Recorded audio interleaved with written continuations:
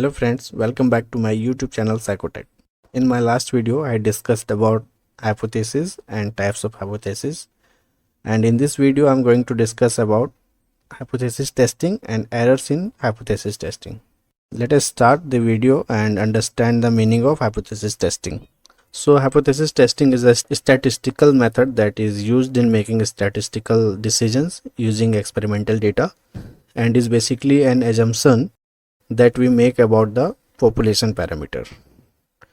So basically there is 2 points which you must notice, that it is used in making statistical decisions by the use of experimental data, and it is an assumption.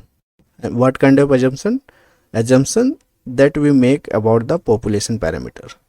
So this is hypothesis testing. Now let us discuss about errors in hypothesis testing. Ideally, the hypothesis testing procedure leads to acceptance of null hypothesis when null hypothesis is true and the rejection of null hypothesis when null hypothesis is false. But unfortunately, since hypothesis tests are based on sample information, the possibility of error must be considered. So there are 2 types of errors which occurs in hypothesis testing. These errors are called type 1 error and type 2 error. A type 1 error corresponds to rejecting null hypothesis when null hypothesis is actually true, and type 2 error corresponds to accepting null hypothesis when null hypothesis is false. In testing any hypothesis, we get only 2 results. Either we accept or we reject it. We do not know whether it is true or false. Hence, 4 possibilities may arise in hypothesis testing, and 4 possibilities are: first is the hypothesis is true but test rejects it, which is called type 1 error, and second case is the hypothesis is false but test accept it, which is called type 2 error, and third case we have when the hypothesis is true and test accept it, means correct decision, and fourth and last case arise when the hypothesis is false and test reject it, which is also called correct decision. So we have 4 cases, in which 2 cases are called type 1 and type 2 error, and rest of 2 are called correct decision.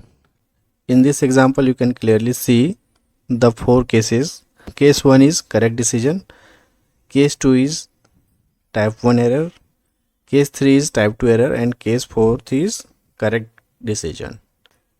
And the correct decision is when the null hypothesis is true and we accept it, and when the null hypothesis is false and we reject it, and we accept a false null hypothesis or reject a true null hypothesis, that will be errors. So now you can easily answer, how does the type 1 error occur? A type 1 error is also known as false positive and occurs when a researcher incorrectly rejects a true null hypothesis. This means that your findings are significant when in fact they have occurred by chance. And how does the type 2 error occur? For your information, a type 2 error is also known as a false negative.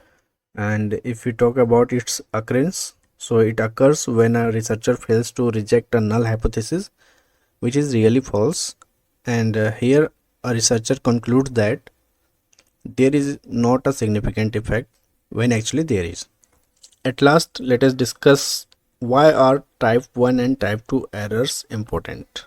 The type 1 and type 2 errors are important because the consequences of making a type 1 error mean that changes or interventions are made which are unnecessary and thus waste of time and resources, etc.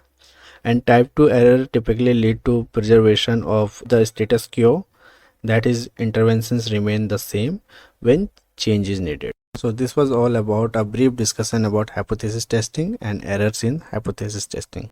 See you in the next video with a new topic. Till then, bye bye, take care.